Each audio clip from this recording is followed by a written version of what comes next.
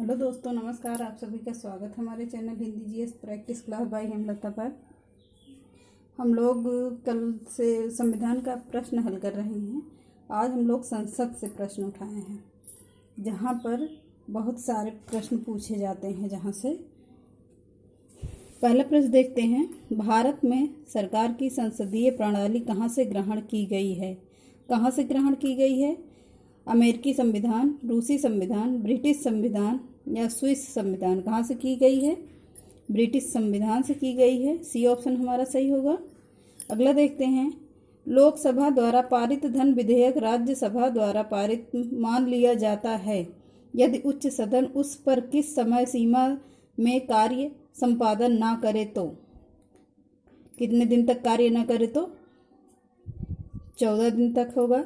अगला देखते हैं, राज्यसभा द्वारा लोकसभा का धन विधेयक कितने समय में लौटा दिया जाता है?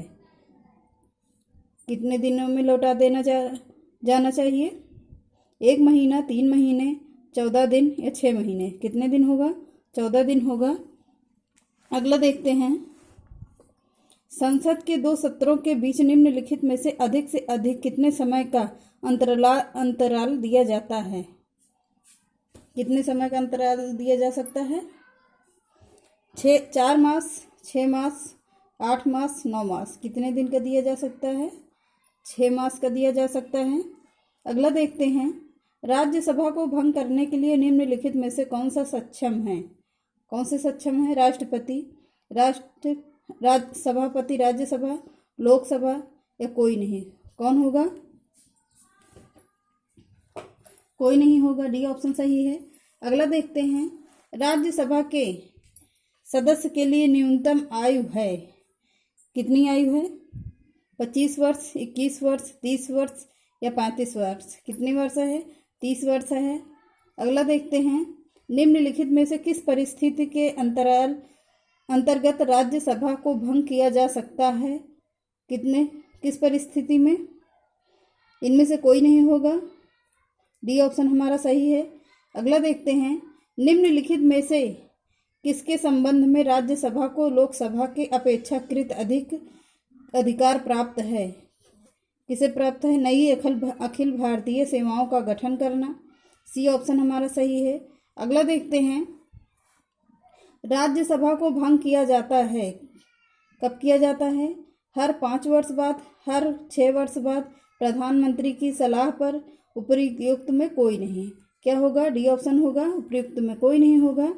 अगला देखते हैं, संसद के सदनों में किसी धनेतर विधेयक संबंधी असहमति होने पर क्या होता है?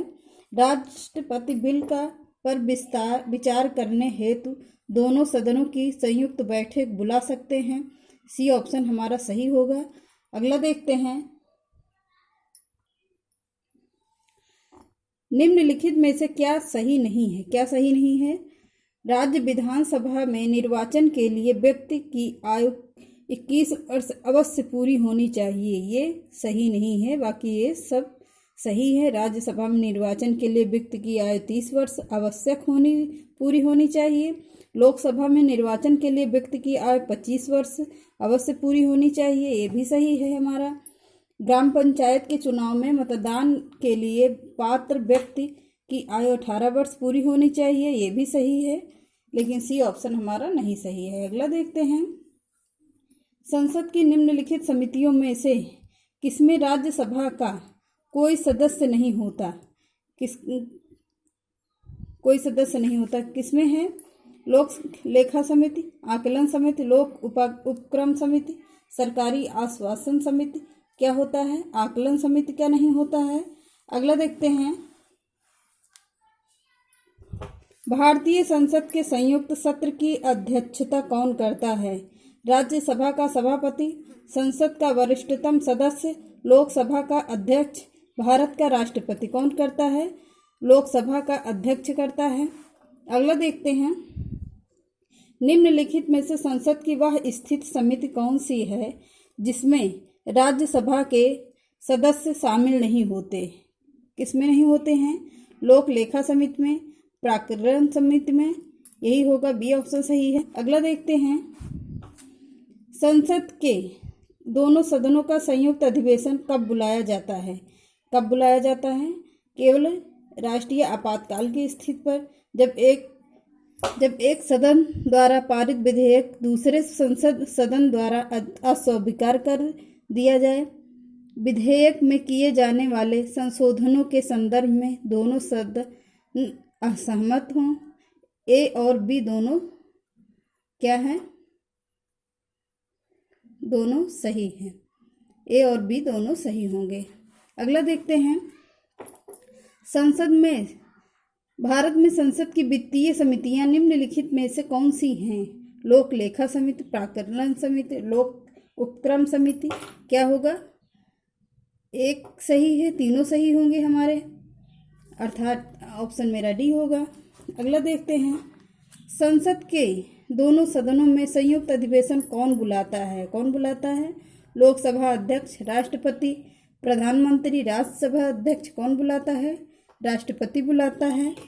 अगला देखते हैं, निम्नलिखित में कौन सी समिति संसद की अस्थायी समिति नहीं है? कौन सी नहीं है? लोक लेखा समिति, प्राक्कलन समिति, लोक उपक्रम समिति, वित्त मंत्रालय परामर्शदात्री समिति।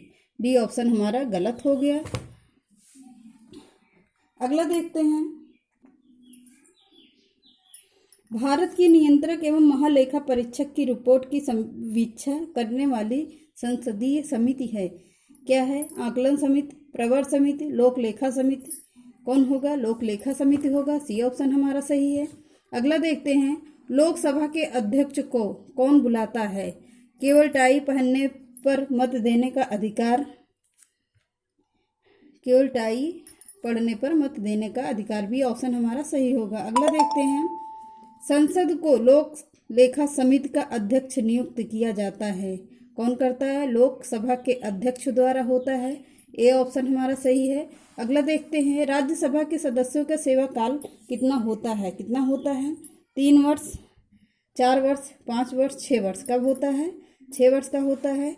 भारतीय संसद में लोक लेखा समिति का अध्यक्ष होता है। कौन होता है? विपक्षी दल का नेता होता है। ए ऑप्शन हमारा सही है।